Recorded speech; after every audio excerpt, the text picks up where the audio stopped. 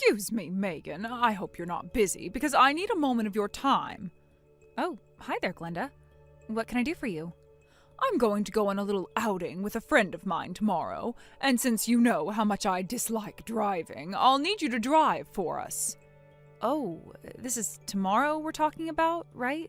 That's pretty short notice, but maybe I can work it out. What time are you planning to go? We haven't decided on any particular schedule as of yet. We prefer to play it by ear, which means that I'll need you for the entire day, from morning until evening. From morning until evening? Oh, do you mean you need me to drop you off in the morning and then come back later to pick you up? Yeah, that should be okay. No, I mean exactly what I said. You're going to be with us the whole day. I'm telling you, not asking you, to be my private chauffeur tomorrow. Is that clear? I'm getting ahead of myself. I should make one more thing perfectly clear. You are not invited to come along with us while we enjoy ourselves. You're going to be a chauffeur and act like one. That means you wait in the car until I summon you. Right. Well, I'm sorry to have to turn you down, but I already had plans for tomorrow, so you'll have to find someone else to be your chauffeur. Excuse me? I think there must be something wrong with this phone, Megan. Those last texts almost seemed as though you, my daughter-in-law, were disobeying a direct order from me, your mother-in-law. Oh, but that's ridiculous. You would never do such a dim-witted thing as that. Is that so? Yes, that is so. Surely you know that as my daughter-in-law, it is your sacred responsibility to obey my every single command. That's what it means to be a good wife. You respect your husband's mother. And you are a good wife, aren't you? So I'm afraid you'll just have to cancel whatever silly plans you've made for tomorrow. Why, yes, Glenda, I am a good wife.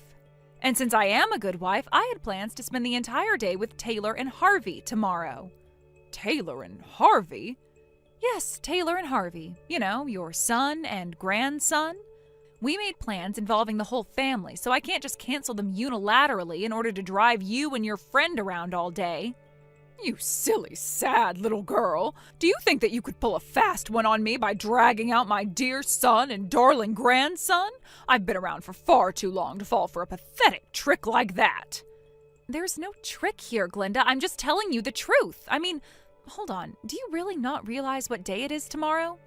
Indeed I do, Megan. Tomorrow is the day that I'll be having a wonderful time with my dear friend, and you'll be driving for us. No, Glenda, it's not. I'm spending the day with my family, period. I will not stand for this insolence. You will do as I say, Megan. I've said all that I have to say on this matter, Glenda, and this conversation is getting nowhere, so I'm just going to put down my phone now.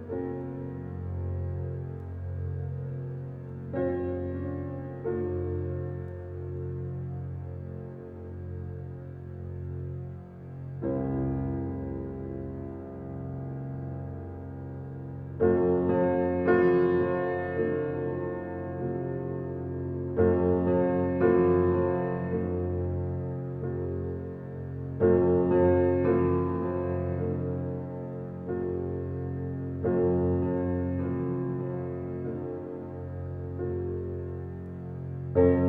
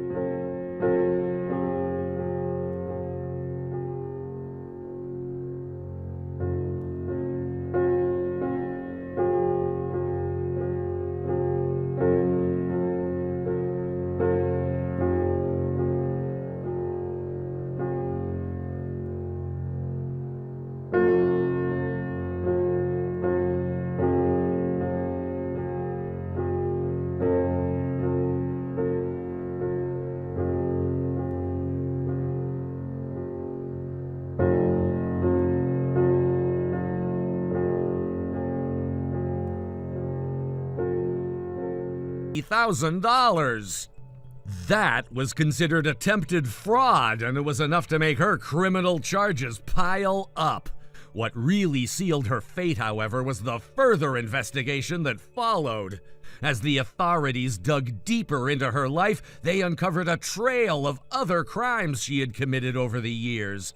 It didn't take long before they had enough evidence to convict her, and within a very short period, she was sentenced and sent off to prison.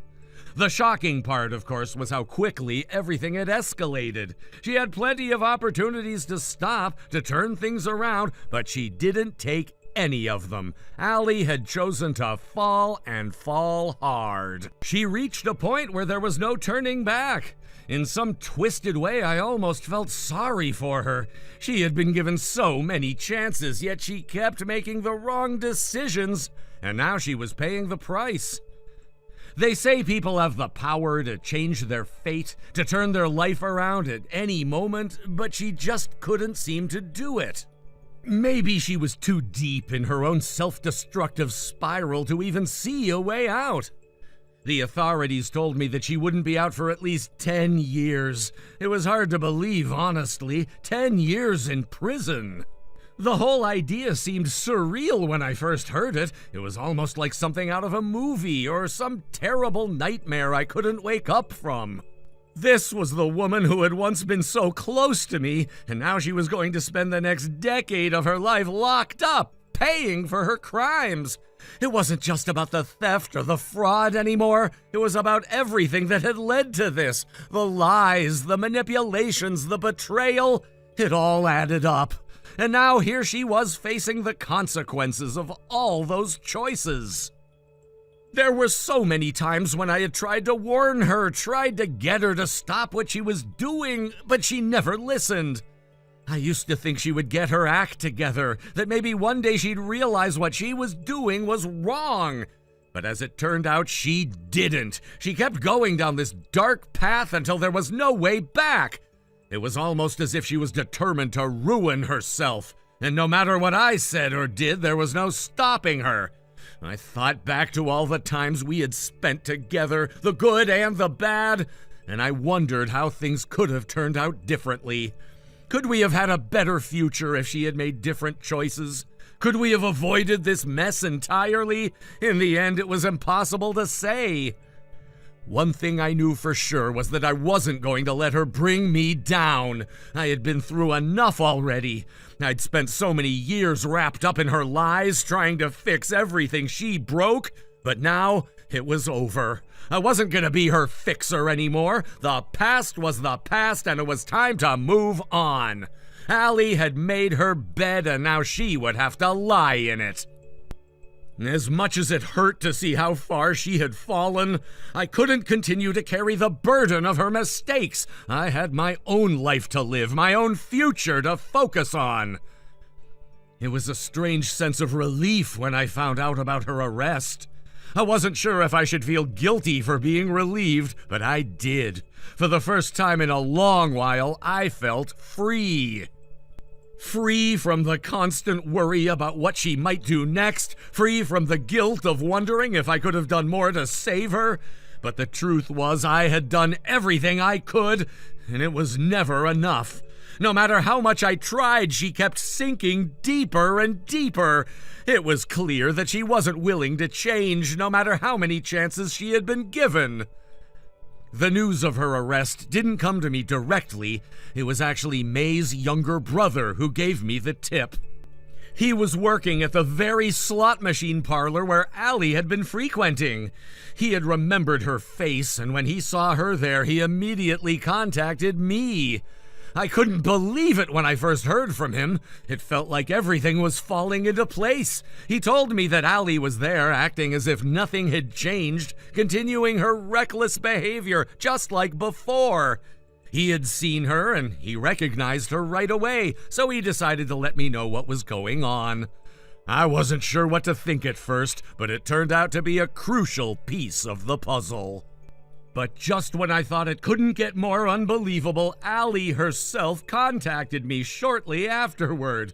I honestly didn't expect that. I had already written her off, figured I'd never hear from her again, especially not under these circumstances. But there she was, reaching out to me as if nothing had changed, as if everything was still the same. It was baffling, almost laughable.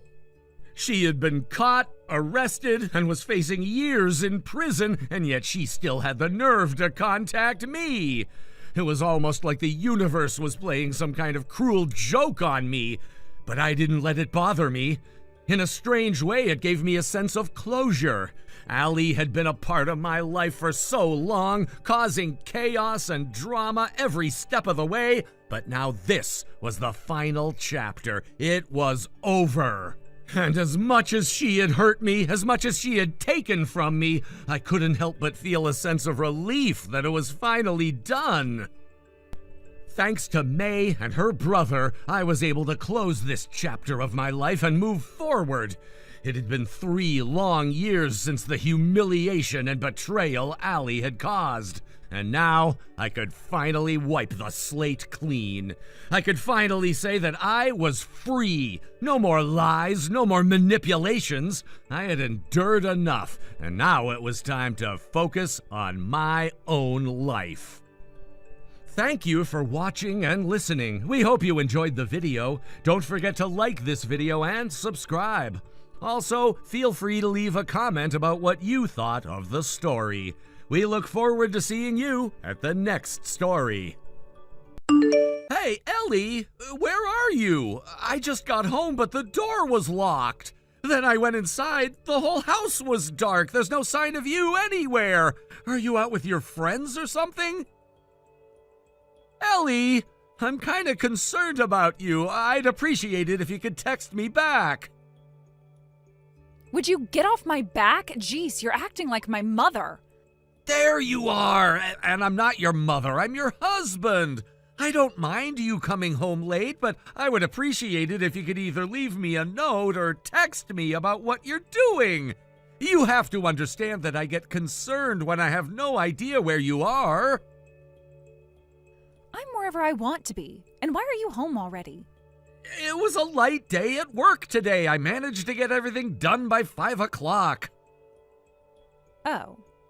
Is "oh" really all you've got to say right now? Anyway, what time do you think you'll be home? What time? Probably never. Never? Yeah, I'm never coming home again. I decided that I'm gonna break up with you and get back together with my ex-boyfriend. What? Good God, Ellie, this is not the kind of thing you tell me by freaking text. And your ex-boyfriend, wasn't he the guy that you discovered was neck-deep in debt and almost dragged you down into bankruptcy with him? Oh, please, that's all ancient history. He's a changed man, Tom. He's paid off all of his old debts, he has a stable job, and he's a totally upstanding citizen now. I don't think that getting back together with his married ex-girlfriend falls under the definition of upstanding citizen.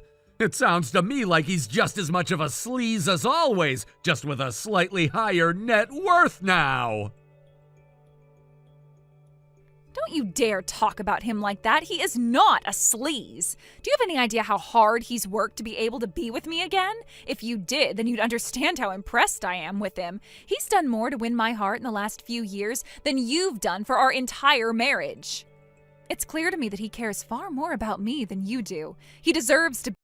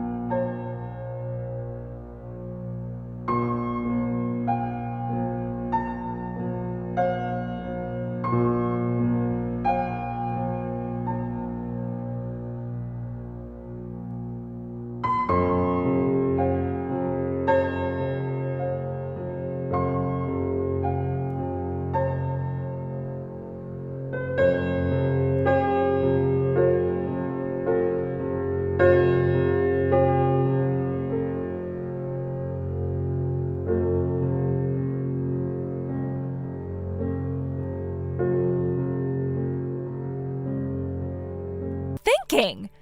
I'm thinking that I feel way better now. That's what you get for trying to steal my man, Holly. Good luck walking down the aisle in a shredded up dress like that. Sorry, but no rags to riches story for you. I'm the one who...